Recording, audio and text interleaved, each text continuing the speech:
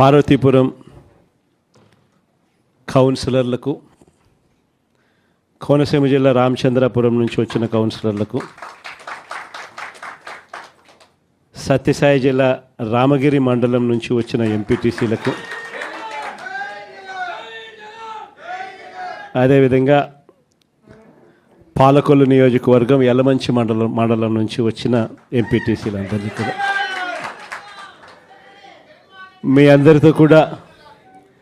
మీ అందరితో కూడా ఈరోజు సమావేశం కావడం చాలా ఆనందంగా ఉందని చెప్పడానికి సంతోషపడతా ఉన్నా. ఎటువంటి పరిస్థితుల మధ్య ఈరోజు మన రాష్ట్రంలో మనందరం ఈరోజు ప్రయాణం చేస్తూ ఉన్నాము అన్న సంగతి నాకన్నా బెటర్గా కూడా మీకే బాగా తెలుసు. ఎందుకనంటే ఈరోజు ఒక రాక్షస యుగంలో ఉన్నాం. నేను మొన్న ఎవరో నా దగ్గరికి వస్తూ ఉన్నప్పుడు కూడా నేను ఏదో అంటూ ఉంటే, కలియుగంలో రాజకీయాలు చేయాలి అని అంటే ఈ యుగం చంద్రబాబు యుగంలో రాజకీయాలు చేయాలి అని అంటే ఈ రాజకీయాలు చేసేటప్పుడు కేసులు వేస్తారు అనే భయం లేనప్పుడే రాజకీయాలు చేయగలుగుతాం. జైళ్ళకు పంపినా కానీ పర్వాలేదు చంద్రబాబు నిన్ను ఎదుర్కొంటామనే ధైర్యం ఉంటేనే రాజకీయాలు చేయగలుగుతాం.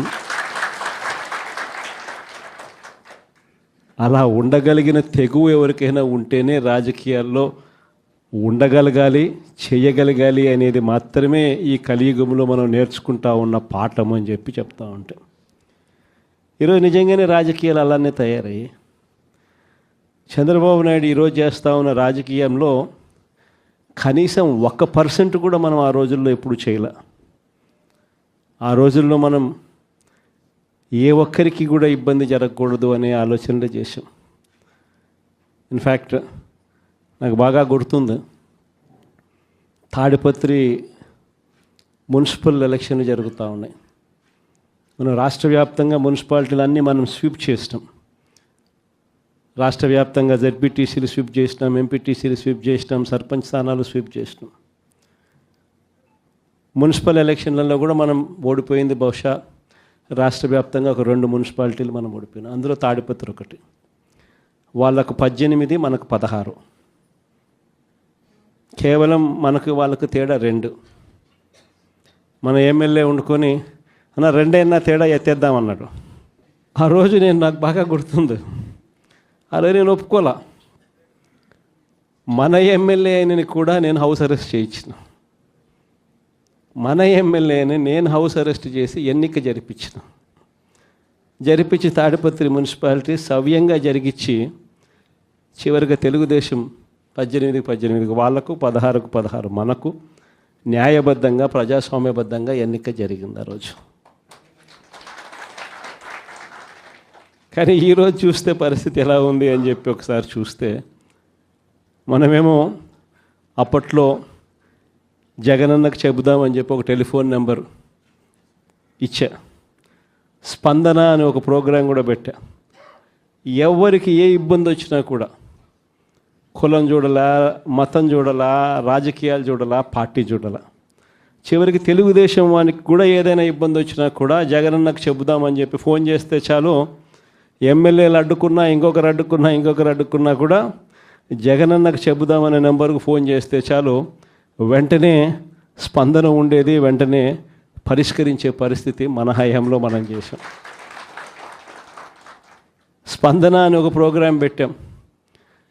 ప్రతి వారము ఆ స్పందన అనే ప్రోగ్రాంలో కలెక్టర్లు ఖచ్చితంగా ఉండేట్టుగా, ఎస్పీలు కరెక్ట్గా ఉండేట్టుగా డేట్ ఇచ్చి ప్రతి వారం రోజు జరిగేట్టుగా చూసుకొని, కలెక్టర్ల దగ్గర నుంచి మొదలైతే మండలాలలో మండల ఇన్ఛార్జీల వరకు కూడా ఆ స్పందన ప్రోగ్రాంలో పార్టిసిపేట్ చేసే పరిస్థితి. ఎవరికి ఏ సమస్య వచ్చినా కూడా స్పందనలో చెప్తే ఆ సమస్య పరిష్కారం అయ్యేదాకా డైరెక్ట్గా సీఎంఓ పర్సూ చేసి ఎందుకు ఈ సమస్య పరిష్కారం కావడం లేదు అని చెప్పి అడిగే పరిస్థితిలో మన పాలన చేసాం. అత్యధికంగా ఆ పొద్దు సాల్వ్ అయింది తెలుగుదేశం పార్టీ వాళ్ళకి సంబంధించిన సమస్యలే. అంతగా మనం కులం చూడకుండా, మతం చూడకుండా, రాజకీయాలు చూడకుండా, మనకు ఓటు వేశారా లేదా అన్నది కూడా చూడకుండా ఆ రోజుల్లో మనం పరిపాలన అందిస్తే ఈరోజు చూస్తే ఎలాంటి పరిస్థితులు ఉన్నాయి అని అంటే ప్రజాస్వామ్యాన్ని పట్టపగలే కూనీ చేస్తూ ఉన్నా కూడా ఈరోజు ఎవరు మాట్లాడలేని పరిస్థితిలో ఈరోజు పాలన సాగుతూ ఉంది. ఇలాంటి పరిస్థితుల్లో ఈరోజు మనం రాజకీయాలు చేస్తూ ఉన్నాం. ఈరోజు మొన్ననే చూసాం తిరువూరు ఎన్నిక, ఇప్పుడు కూడా జరుగుతూ ఉంది. ఇన్ఫ్యాక్ట్ తిరువూరు ఎన్నిక చూస్తే ఆశ్చర్యం కలిగించే నెంబర్స్. ఎందుకు ఎన్నికలు చేస్తూ ఉన్నారో కూడా ఎవరికి అర్థం కాదు. అక్కడ తిరువూరు పరిస్థితి ఏమిటి అని అంటే 17 వైఎస్ఆర్సీపీ గెలిస్తే 20లో 3 టీడీపీ. మా తెలుగుదేశం పార్టీ ఎక్కడ గెలుస్తుంది, ఎందుకు గెలుస్తుంది, అసలు పోటీ ఎందుకు పెడతా ఉన్నారు? అయినా దాన్ని కూడా లాగేసుకోవాలి అని చెప్పి తాపత్రయంతో బలవంతం చేసి ప్రలోభాలు పెట్టి 17 మందిలో నుంచి ఒక 5 మందిని లాక్కొని చివరికి వైసీపీ 12, తెలుగుదేశం పార్టీ 8కి వచ్చినారు. అక్కడ కూడా ఎన్నిక కూడా ఇప్పటికీ మెజారిటీ మనమే కాబట్టి ఎన్నిక ఎప్పుడైనా మనమే గెలవాలి. ఆ ఎన్నిక కూడా జరగకోకుండా ఏకంగా పోలీసుల ఆధ్వర్యంలో ఎన్నిక ఆపుతూ ఉన్నారు. మన వాళ్ళందరినీ హౌస్ అరెస్టు, వాళ్ళందరినీ రోడ్ల మీదకి తీసుకొచ్చి నిలబెట్టినారు. ఈరోజు హౌస్ మోషన్, కోర్టులో హౌస్ మోషన్ ఈరోజు మనం మూవ్ చేసి ఈరోజు ఆ ఎన్నికకి సంబంధించి ప్రొటెక్షన్ ఇచ్చి పోలీసు వాళ్ళని తీసుకొని పోయి ఎన్నిక జరిపించమని చెప్పి కోర్టులు చెప్తే ఆ ఎన్నిక జరుగుతుందో జరగదో కూడా ఇంకా తెలియదు. నరసరావుపేట 17 వైసీపీని గెలిచింది. ఈరోజు వైసీపీ 13, తెలుగుదేశం పార్టీ ఈరోజు 3, ఒకరు చనిపోయినారు. సో ముగ్గురే ఉన్నప్పుడు, ఇప్పటికీ మనకి మెజారిటీ ఉన్నప్పుడు తెలుగుదేశం పార్టీ ఏ రకంగా గెలుస్తుంది? కానీ కోరం లేకపోయినా కూడా మేమే గెలిచేసినామని చెప్పి డిక్లేర్ చేసుకున్నారు. కారంపూడి 14 వైసీపీ, 14 వైసీపీనే గెలిచింది. ఈరోజు ప్రలోభాలు పెట్టి ఇంకొకటి చేసి వైసీపీ 8, తెలుగుదేశం పార్టీ 6. అయినా కూడా మనకే మెజారిటీ ఉంది. అయినా కూడా అక్కడ కూడా కోరం లేకపోయినా కూడా మేమే గెలిచాము అని చెప్పి డిక్లేర్ చేసుకున్న పరిస్థితి. అంతెందుకు కుప్పం మున్సిపాలిటీ దగ్గర నుంచి మొన్న జరిగిన రామకుప్పం ఉప ఎన్నిక దాకా కూడా ఎక్కడ చూసుకున్నా కూడా ఇదే పరిస్థితి. ఈరోజు ఇక్కడే ఉన్నారు. ఎందుకు ఇదే రామగిరి నియోజకవర్గంలో, ఇది రామగిరి మండలం చూస్తే ప్రకాష్ కాన్స్టిట్యున్సీ. ఇక్కడ వైసీపీకి సంబంధించి 10 మందిలో వైసీపీ 9 గెలిచింది. తెలుగుదేశం పార్టీ గెలిచింది కేవలం 1. మరి అలాంటప్పుడు ఎన్నికెందుకు జరపాలా? ప్రజాస్వామ్యంలో ఒక పార్టీ టికెట్ మీద, ఒక పార్టీ బీఫామ్ మీద, ఒక పార్టీ గుర్తు మీద గెలిచినప్పుడు ముఖ్యమంత్రిగా ఉన్న మనమే దాన్ని కాపాడలేని పరిస్థితిలో మనమే పరిపాలన చేస్తూ ఉన్నప్పుడు, మనమే ప్రజాస్వామ్యాన్ని దగ్గరుండి పోలీసులను పెట్టి మరీ కూనీ చేయించమని చెప్పి మనమే ప్రోద్బలం చేస్తూ మళ్ళీ రాజకీయాలు చేస్తూ ఉన్నప్పుడు ఎందుకు ఈ రాజకీయాలు చేస్తూ ఉన్నాం? ఈరోజు ఇదే రామగిరిలో ఇప్పటికీ కూడా 6 మంది మనము, 9 మందిలో 3 వాళ్ళు లాక్కున్నారు. అయినా ఇంకా 6 మంది మనమే మెజారిటీ. ఎన్నిక పెడితే మనమే గెలుస్తాం. కానీ ఎన్నిక పోస్ట్పోన్ చేస్తూ ఉన్నారు. చివరికి కోరం లేదని చెప్పి అది కూడా వాళ్ళ ఖాతాల్లో వేసుకుంటారు. ఇది జరుగుతూ ఉంది. పాలకులు కూడా ఇక్కడికి వచ్చినారు కూడా బలవంతం చేస్తే 18 మందిలో వైసీపీ 14, టీడీపీ 4 గెలిచింది. ఒకరిని లాక్కున్నారు ఎంతో కష్టపడితే. మిగతా వాళ్ళందరూ గట్టిగానే ఉన్నారు. అక్కడ కూడా ఇంకా చేయగలిగింది ఏమీ లేక వదిలేసినట్టున్నారు. ప్రజాస్వామ్యం కూనీ అయిపోయిన పరిస్థితుల మధ్య ఈరోజు మనం అంతా కూడా ఈరోజు ఏకమవుతా ఉన్నాం.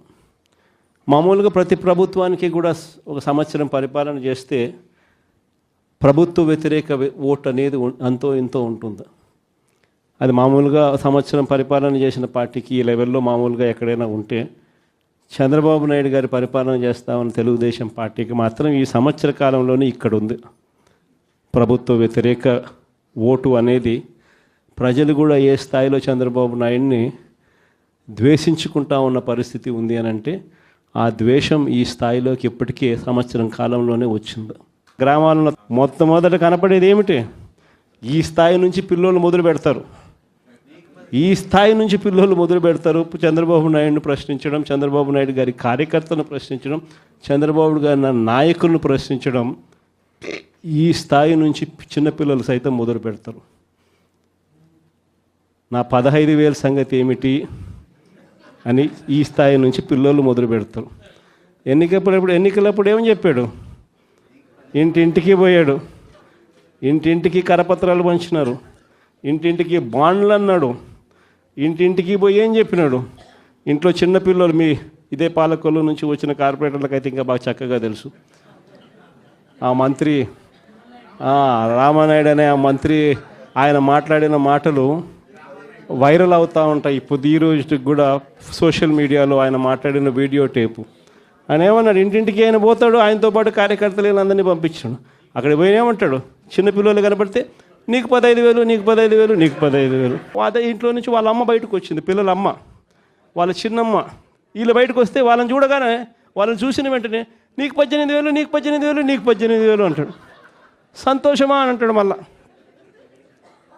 అంతలో ఇంట్లో నుంచి ఈ చిన్నమ్మలు, ఈ అమ్మలు, వాళ్ళ అమ్మలు బయటకు వచ్చినారు.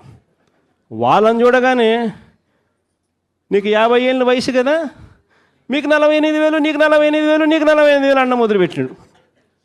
అంతటితో ఆగల. ఇంట్లో నుంచి 20 ఏళ్ళ పిల్లోడు వస్తే ఇట్లా చూసి నీకు 36,000, నీకు 36,000, నీకు 36,000 సంతోషమా అన్నాడు. అంతటితో ఆగల. ఆ ఇంట్లో నుంచి ఒక రైతు బయటకు వచ్చినట్టు కండువా కప్పుకొని, రైతు అని చెప్పి ఎప్పుడైతే చూశాడో నీకు 26,000, నీకు 26,000, నీకు 26,000 అన్న మొదలుపెట్టాడు. ఇలా మనం చెప్పిన దానికన్నా కూడా 3 4 ఎక్కువగా ఇస్తాము అని చెప్పి ప్రతి ఇంటికి కూడా వీళ్ళు చెప్పిన మాటలు వీళ్ళను వెంటాడుతూనే ఉంటాయి. ఏ ఒక్కరింటికి వీళ్ళు వెళ్ళలేని పరిస్థితి రాష్ట్రంలో ఈరోజు నెలకొని ఉంది. ఒకవైపున ఇలాంటి రాజకీయ పరిస్థితులు ఒకవైపున ఉన్నాయి. మాట మీద నిలబడని రాజకీయ నాయకుడు ఈరోజు రాష్ట్రంలో ముఖ్యమంత్రి హోదాలో ఉన్నాడు. మాట ఇస్తే ఆ మాట తప్పడం కోసమే, ఆ మాట అంటే వెన్నుపోటు పొడవడమే అని చెప్పి డెఫినిషన్ ఇస్తూ రాజకీయాలు చేస్తూ ఉన్న వ్యక్తి ఈరోజు ముఖ్యమంత్రి స్థానంలో కూర్చొని ఉన్నాడు. మరోవైపు రాష్ట్రంలో ఏది కూడా పట్టించుకునే పరిస్థితి లేదు. ఈరోజు స్కూళ్ళన్నీ కూడా నిర్వీర్యమైపోయిన పరిస్థితి కనిపిస్తుంది.